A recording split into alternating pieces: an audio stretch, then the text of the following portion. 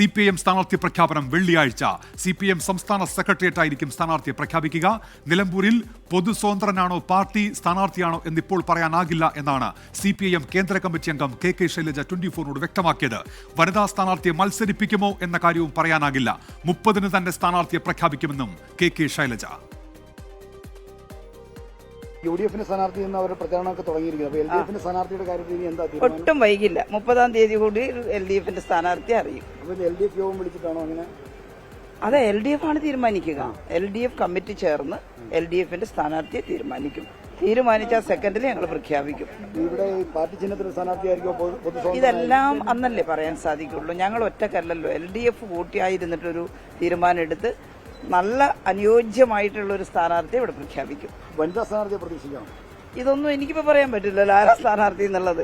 ഞങ്ങൾ കൂട്ടായിരുന്ന് ആലോചിക്കും ആരാണോ ഉചിതമായിട്ടുള്ളത്. ഒരുപാട് ആളുകൾ ഉചിതമായിട്ടുള്ളതുണ്ട്. ആ കൂട്ടത്തിൽ ഒരാളെ ഞങ്ങൾ സ്ഥാനാർത്ഥിയായിട്ട് പ്രഖ്യാപിക്കും. എന്തായാലും വിജയസാധ്യതയുള്ള സ്ഥാനാർത്ഥിയാണ് പരിഗണിച്ചത്.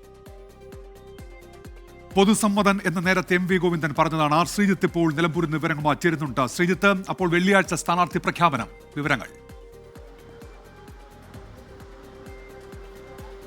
ഉന്മേഷ്, LDF-ന്റെ നിലമ്പൂർ ഉപതെരഞ്ഞെടുപ്പിന്റെ സ്ഥാനാർത്ഥിയെ ഈ മാസം 30-ന് വെള്ളിയാഴ്ച അറിയാം. അന്ന് CPIM-ന്റെ സംസ്ഥാന സെക്രട്ടറി യോഗം തിരുവനന്തപുരത്ത് ചേരുന്നുണ്ട്.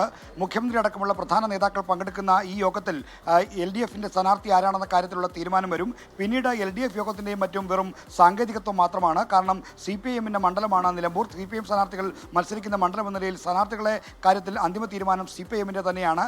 എന്നാൽ LDF-ന്റെ എന്ന നിലയിൽ LDF യോഗത്തിൽ കൂടി അവതരിപ്പിച്ച് പ്രഖ്യാപിക്കാനുള്ള നീക്കമാണ് നടക്കുന്നത്. LDF യോഗം അന്ന് വിളിക്കുമോ എന്ന കാര്യം നിശ്ചയമില്ല. ഇന്ന് ഡൽഹിയിലായിരുന്ന TP രാമകൃഷ്ണൻ LDF കൺവീനർ തിരുവനന്തപുരത്തേക്ക് എത്തുന്നതേ ഉള്ളൂ. അതിനുശേഷമായിരിക്കും അത്തരം കാര്യങ്ങൾ ആലോചന. എന്തായാലും സ്ഥാനാർത്ഥിയെ വെള്ളിയാഴ്ച പ്രഖ്യാപിക്കാമെന്ന നിലയിലേക്കാണ് കാര്യങ്ങൾ പോകുന്നത്. പൊതു സ്വതന്ത്രം വേണോ അതോ പാർട്ടി ചിഹ്നത്തിൽ തന്നെ സ്ഥാനാർത്ഥി വേണോ എന്ന കാര്യത്തിലുള്ള ചർച്ചകൾ വളരെ സജീവമാണ്. പല പേരുകളും പാർട്ടിക്ക് മുന്നിലുണ്ട്. എന്തായാലും അൻവർ ഉയർത്തുന്ന വെല്ലുവിളിയെ മറികടക്കാൻ കഴിയുന്ന, ആരോഗ്യ ഷൗക്കത്തിനെ കീഴ്പ്പെടുത്താൻ കഴിയുന്ന ഒരു സ്ഥാനാർത്ഥിയാണ് CPIM ആലോചിക്കുന്നത്.